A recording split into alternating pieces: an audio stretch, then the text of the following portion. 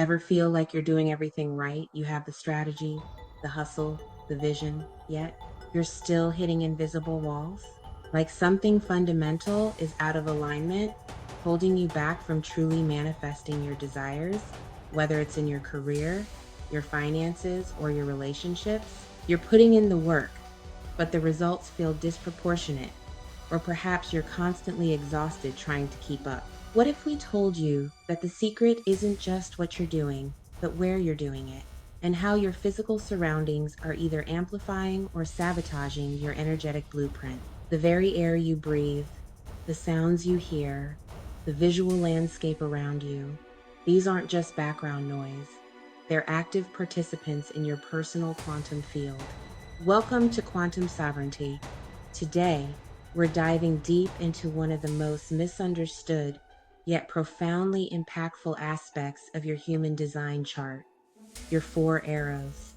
But we're not just looking at them, we're activating them as your personal quantum operating system. Think of it as the ultimate firmware update for your reality, designed to filter out the resistance and amplify your natural energetic flow. And specifically, we're going to focus on the bottom left arrow, your environment. This isn't just about decor or aesthetics. This is about quantum resonance. Your environment is a dynamic force field, a frequency, constantly interacting with your own unique energy signature. And when you align it correctly, it doesn't just make you feel better, it literally stops blocking your manifestation and supercharges your ability to create the life you were designed for. Ready to reclaim your quantum throne? Let's dive in. Most people mistakenly call this arrow location, but that's a vast understatement. Your environment arrow isn't just about the physical place you occupy, it's about the energetic frequency that space emits and how that frequency either supports or drains your quantum field.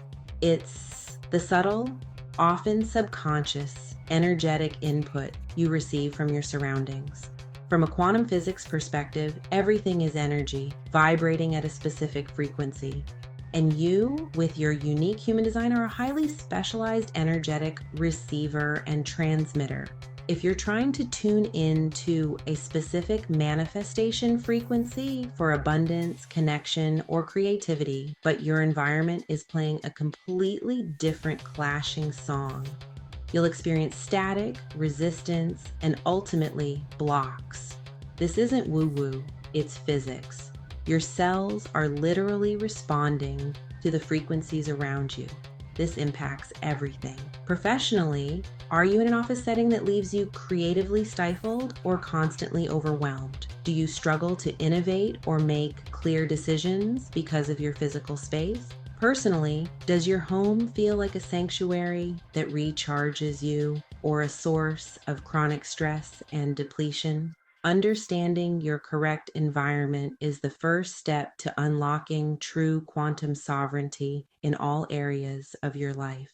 It's about designing a reality that resonates with your core being and allows your natural frequency to flourish. Let's start with the caves. If this is your environment, you are designed for selective safety and ultimate control. Your energetic blueprint thrives when you can control your inputs, creating a contained space where you feel secure enough to go deep. You are the quiet, focused strategist, the deep diving researcher, or the artist who needs uninterrupted flow. You thrive in what I call the private studio. This is not an open plan office. This is a space with a single entrance where you can have your back to a solid wall, minimizing distractions and potential interruptions. The why here is about protecting your intense focus and sensitive energy from external chaos. You need to control your inputs, filter out the noise, and ensure no unexpected breaches in your energetic container. If you're a cave person stuck in a bustling cubicle farm or a constantly interrupted open concept office, you'll feel drained, scattered, and unproductive. Think a private study, a soundproofed editing suite, or a dedicated lab. Your best work emerges from focused, undisturbed, deep work. Your home must be the sanctuary. You decompress by retreating away from household noise and activity.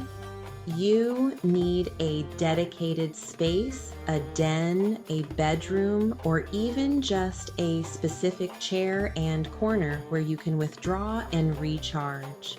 It's not about being antisocial, but about preserving your energy.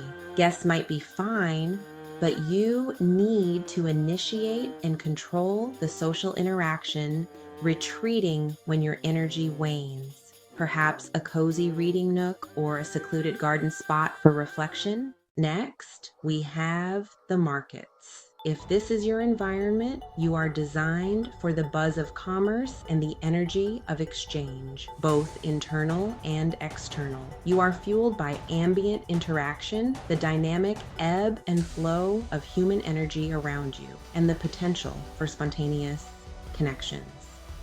You flourish in the exchange hub. This could be a vibrant co-working space, a busy cafe, a bustling university campus, or even a dynamic trading floor.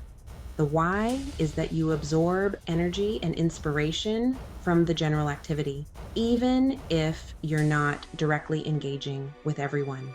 You thrive on the subtle energetic exchange and the feeling of potential that permeates such spaces.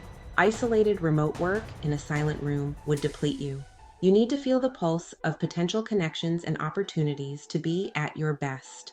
A public library, a shared studio, or a conference venue often brings out your best ideas. You are the selector in your social life. You need variety and the ability to choose your interactions, drawing energy from observing the world. Living in a city, near shops, or in a bustling neighborhood allows you to dip in and out of social situations on your own terms. Your home might feel best when it's connected to the outside world, perhaps with a window overlooking a lively street or a park where life unfolds.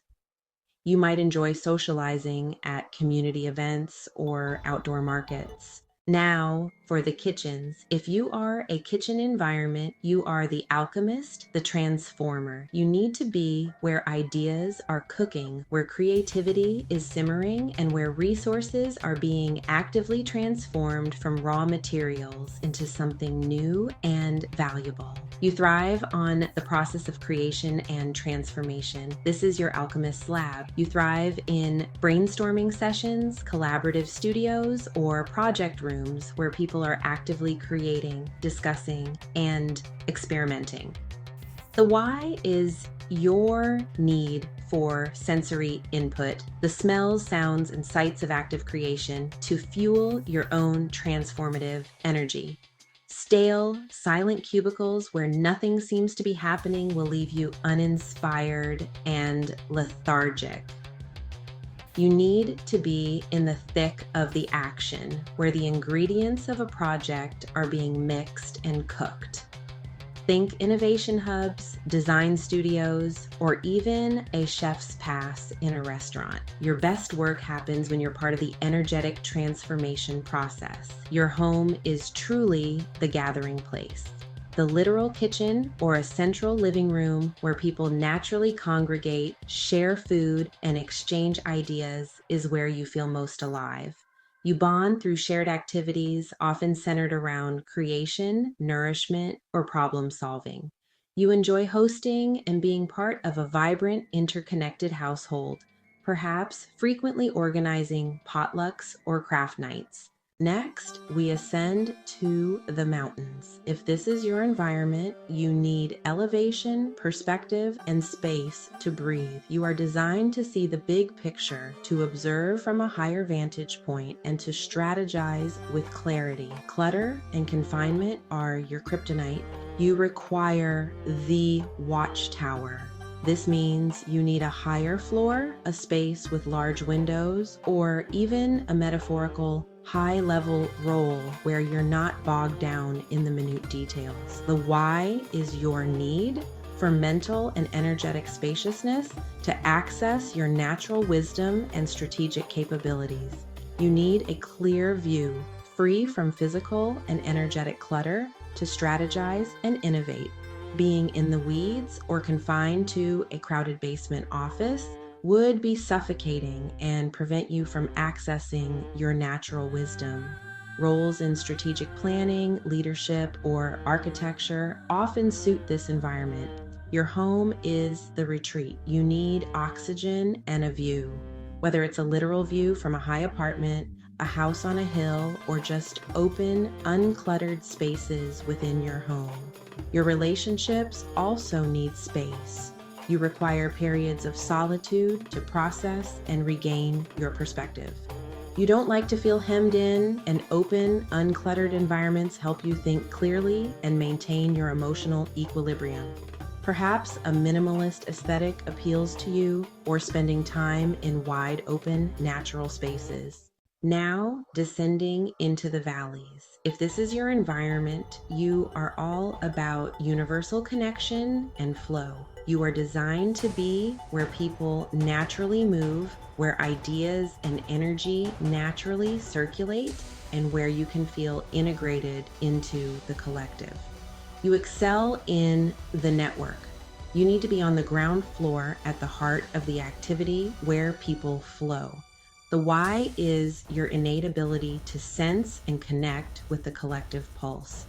You gain energy from being accessible and part of the general movement. Roles in customer service, event management, networking, or community building suit you perfectly. You thrive on being accessible and feeling the pulse of the collective. Being isolated in a high tower or a hidden office would cut you off from your essential lifeblood. A bustling ground floor office, a university hall, or a community center empowers you. You are the connector in your personal life.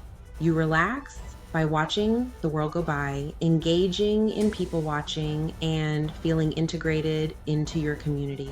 You need a home that feels connected to the pulse of the neighborhood, perhaps with a porch or a garden directly facing a walking path where you can observe life unfolding. You enjoy spontaneous interactions and feeling part of a larger tapestry, perhaps a stroll through a lively park or attending local festivals. Finally, we arrive at the shores. If this is your environment, you are the bridge between worlds, the master of transition and emerging vision. You thrive in liminal spaces where one thing meets another, where possibilities are constantly shifting and new horizons are always visible. This is the bridge. Hybrid work models, roles that involve frequent travel, or positions that bridge different departments or cultures are ideal for you. The why is your need for the energy of movement and change. The feeling of being at a nexus point between past, present, and future. Being stuck in one stagnant, unchanging 9-to-5 office would feel stifling and prevent you from accessing your natural flow. You might excel in consulting, international business, or roles that involve continuous innovation and adaptation. You embody the threshold. You thrive on the edge, near water, parks, or boundaries.